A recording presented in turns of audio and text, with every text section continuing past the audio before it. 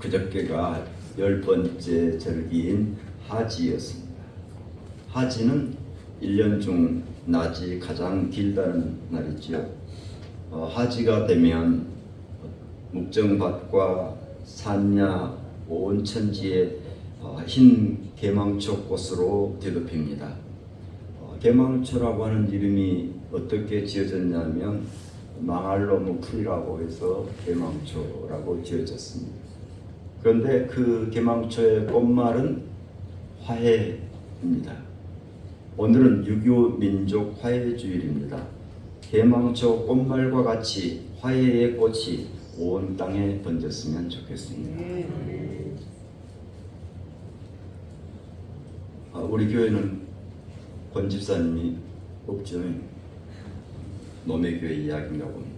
권 집사님의 남편이 KT에서 근무하는데 아무리 전도를 해도 믿지 않았습니다. 그러나 주일마다 어김없이 아내를 차로 교회를 데려다 주고 모시러 오고는 했습니다. 어느 주일도 예배를 마치고 또 모시러 왔는데 권 집사님이 걱정스러운 얼굴로 차에 타는 것이었습니다. 남편이 묻습니다. 교회 갔다 오는 사람 얼굴이 왜 그래? 그랬더니 권 집사님 우리 목사님 설교 말씀에 하나님 나라가 곧 온대요. 근데 당신이 안 믿어서. 남편은 이 말을 건성으로 들었는지 한마디 합니다. 오면 카톡에. 구약 성경에서는 여호와의 날, 복음서에서는 하나님의 나라, 신약 성경에서는 주의 날이라고 표현합니다. 시대마다 그날이라고 하면 교회 공동체는 다 알아차렸습니다. 마치 전라도 말로 거시기와 같습니다. 우리 오늘은 거시기 날이니까 거시기 가서 거시기 하자 하면 오늘 주일이니까 교회 가서 예배드리자. 또 성경에서 그 땅은 가나안을 말하는 것을 알고요. 그 책은 성경책이고요. 그 집은 하나님의 집, 성전을 말하는 것과 같습니다. 그러면 하나님의 나라가 언제 올 것인가가 중요할까요? 어떻게 맞이하는 것이 더 중요할까요?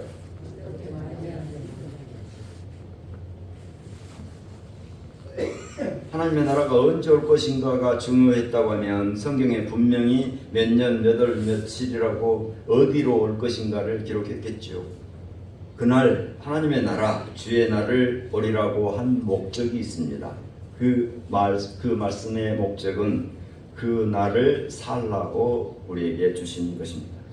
오늘 데살로니가전서 5장 8절로 가봅니다. 우리는 낮에 속하였으니 정신을 차리고 믿음과 사랑의 호신경을 붙이고 구원의 소망의 투구를 쓰자.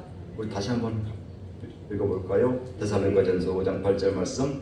우리는 낮에 속하였으니 정신을 차리고 믿음과 사랑의 호신경을 붙이고 구원의 소망의 투구를 쓰자. 그렇습니다. 오늘 말씀입니다. 그날을 살기 위하여 우리는 낮에 속하였으니 정신을 차리고 믿음의 눈으로 감사하며 살자. 두 번째는 그날을 살기 위해서 우리는 사랑의 호심경을 붙이고 기뻐하면서 살자. 세 번째는 그날을 살기 위해서 우리는 소망의 투구를 쓰고 기도하면서 살자. 먼저 우리는 믿음의 눈으로 감사 생활을 해야 되겠습니다.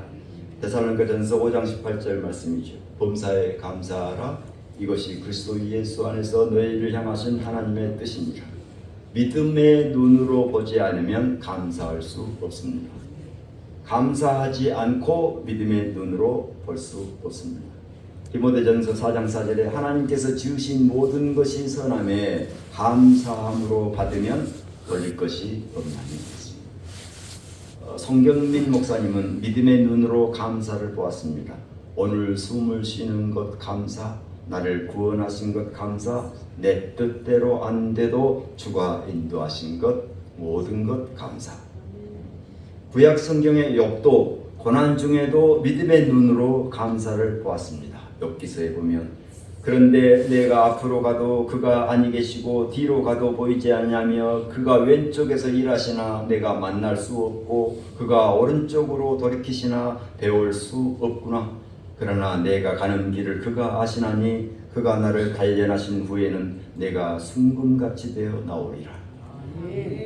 감사 생활해야겠는데 믿음의 눈이 떠지지 않아서 감사가 안 됩니다.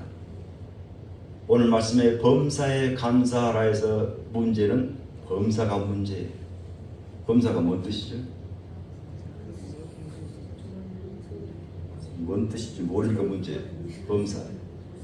범사가 매사에 모든 일에 이 범사가 눈에 들어오기 위해서는 이 다윗 왕의 반지 이야기를 할 수밖에 없습니다. 어느 날 이 다윗 왕이 보석 세공사에게 명을 내렸습니다. 나를 위하여 반지 하나를 만들어서 거기에 내가 큰 승리를 거둬서 그 기쁨을 주체하지 못할 때 그것을 조절할 수 있는 글귀를 새겨 넣어라. 그런데 그 글귀는 내가 절망에 빠져 있을 때도 나를 이끌어낼 수 있어야 한다. 그건 뭔 말이에요? 큰 기쁨에 빠졌을 때는 그 기쁨을 주체하지 못할 때 그것을 다스릴 수 있는 글귀를, 또 내가 절망에 빠졌을 때는 나를 이끌어낼 수 있는 글귀를, 그런 글귀가 있을까요? 보석 세공사는 고민하다가 이럴 것이 아니다. 지혜로운 솔로몬 왕자를 찾아갔습니다. 그 솔로몬이 내놓은 답이 뭔 줄 아십니까? 이 또한 지나가리라. 이 또한 지나가리라. 이 믿음의 눈으로 보는 감사에 대한 각 분야의 책들이 나와 있는 것을 봅니다. 감사와 의학, 감사와 건강, 감사와 신앙, 이런 책들을 보니까 감사와 의학에서 나온 책 제목이 감사가 뇌를 바꾼다. 그럼 이 감사와 건강에서 나온 책을 보니까 감사의 습관이 기적을 만든다. 감사와 신앙에서 나온 책이 너희 구할 것을 감사함으로 하나님께 아뢰라. 믿음의 눈으로 감사 생활할 때에 하나님의 나라가 우리 가운데 임하는 줄로 믿습니다. 두 번째, 사랑의 심장으로 기쁨 생활해야 하겠습니다. 데살로니가전서 5장 16절입니다. 항상 기뻐하라. 사랑의 심장이 있어야 기뻐할 수 있고 기뻐하는 사람이 사랑할 수 있습니다. 기쁨 없이 그리스도인이라 할 수 없습니다. 사랑의 심장 없이 교회일 수 없습니다. 초대교회 별명이 항상 기뻐하는 사람들이었습니다. 바울 사도가 교회에 보내는 편지에서 기뻐하라고 썼을 때는 언제나 고난을 겪고 있거나 감옥에 있거나 역경 속을 지날 때였습니다. 기쁜 일이 있어야 기뻐하제가 아니라 기뻐해야 기쁜 일이 생깁니다. 사랑의 심장을 가져야 기뻐할 수 있습니다. 기뻐해야 사랑의 심장이 뜁니다. 그런데 기뻐해야겠는데 여기도 문제가 항상이 문제예요. 항상 기뻐하라. 또 기쁨을 기다리라고 하지 않고 기뻐하라고 합니다. 줄탁동시라는 말이 있습니다. 줄탁동시는 쪼는 줄, 쪼는 소리 탁. 병아리가 알에서 깨어나기 위해서는 어미 닭이 밖에서 쪼고 병아리가 안에서 쪼아야 한다는 것입니다. 어미 닭이신 하나님이 사랑의 심장으로 콩닥콩닥 하시고 우리는 기쁨으로 응답해야 합니다. 사랑의 심장으로 기쁨 생활할 때에 우리 가운데 하나님 나라가 임하는 줄로 믿습니다. 세 번째, 소망의 투구를 쓰고 기도 생활해야 하겠습니다. 데살로니가전서 5장 17절입니다. 쉬지 말고 기도하라. 머리에 쓰는 것이 투구지요. 기도는 소망의 투구를 쓰는 것입니다. 기도 생활도 여기도 또 쉬지 말고가 문제예요. 쉬지 말고 기도하라. 쉬지 말고 눈 감고 있어야 한다는 이야기가 아니겠죠. 기도 생활보다는 이 말, 기도 생활 거꾸로 해봅시다. 생활 기도. 생활이 기도가 되어야 한다는 말씀입니다. 들어갈 때 기도, 나올 때 기도, 만날 때 기도, 헤어질 때 기도, 씨 뿌릴 때 기도, 거둘 때 기도. 그래서 오늘 기도를 하나 소개합니다. 기도는 고백 기도입니다. 한번 따라서 해보죠. 기도는 고백 기도입니다. 기도는 고백 기도입니다. 고백 기도는 이 엄지손을 떠올리면 됩니다. 엄지손 최고를 표현할 때 있습니다. 그래서 신앙생활에서 고백이 최고입니다. 그래서 이 처음에 기도할 때 우리는 평화의 하나님 하고 기도를 시작했다면 하나님은 누구예요? 하나님은 평화이시다 고백하는 거죠. 사랑의 하나님 하면 하나님은 사랑이시다 하고 고백하는 거죠. 생명의 하나님 하면 하나님은 생명이시다고 고백하는 것이죠. 하늘에 계신 우리 아버지 하면 하나님은 하늘이시고 하나님은 우리 하나님이시고 하나님은 우리 아버지시라고 하는 고백이 들어있습니다. 기도는 두 번째 기도는 감사 기도입니다. 두 번째 손가락은 가리키는 데 씁니다. 그래서 감사는 신앙을 가리키고 신앙은 감사를 가리킵니다. 내게 주신 모든 것 감사합니다. 때로는 가져가심도 감사합니다. 내게 고난 주셔서 주뜻 알게 하시니 감사합니다. 세 번째 기도는 회개 기도입니다. 손가락 중에서 가장 긴 손가락이죠. 그래서 이 가운데 손가락이 가장 큰 이유는 우리의 죄가 가장 큽니다. 그래서 소망의 투구를 쓰는 기도를 해야 하는데 기도하지 못한 것 용서하옵소서. 회개 기도입니다. 네 번째 기도는 중보 기도입니다. 네 번째 손가락이 가장 약한 손가락입니다. 혼자서는 못 씁니다. 약한 사람들을 위한 기도입니다. 남을 위한 기도는 내게로 돌아와서 응답됩니다. 이것이 중보 기도죠.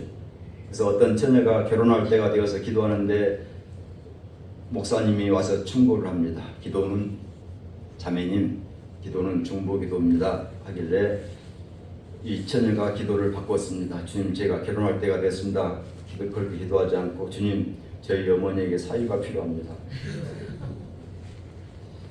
다섯 번째 기도는 소원 기도입니다. 손가락 끄트머리 기도입니다. 나를 위한 기도죠. 나를 위한 기도 좀 더 띄워주시겠습니다.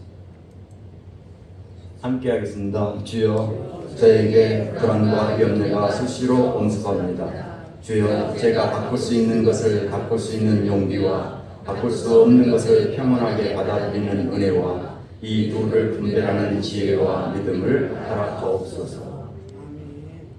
외워가지고 가시렵니까? 이제 끝나고 나갈 때 못 외우면 다시 한 걸로 함께 다시 한 번만 하겠습니다. 주여, 저에게 불안과 염려가 수시로 엄습합니다. 주여, 제가 바꿀 수 있는 것을 바꿀 수 있는 용기와 바꿀 수 없는 것을 평온하게 받아들이는 은혜와 이 둘을 분별하는 지혜와 믿음을 허락하옵소서. 아멘. 소망의 투구를 쓰고 기도 생활할 때에 우리 가운데 비밀인 하나님 나라가 임하기를 축원합니다. 아멘. 우리에게 믿음을 주신 하나님, 믿음의 눈으로 감사 생활할 때에 하나님 나라가 임하는 것을 보고 살게 해 주옵소서. 우리에게 사랑을 주신 주님, 사랑의 심장으로 기쁨 생활할 때에 우리 가운데 하나님 나라가 임하는 것을 보고 살게 해 주옵소서. 우리에게 소망을 주신 주님, 소망의 투구를 쓰고 기도 생활할 때에 우리 가운데 비밀인 하나님 나라가 임하는 것을 보고 살게 해 주옵소서. 예수님 이름으로 기도하옵나이다. 아멘.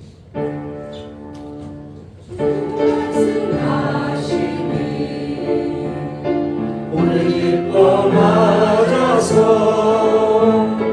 복된 세상 이루어 우리 살게 하소서.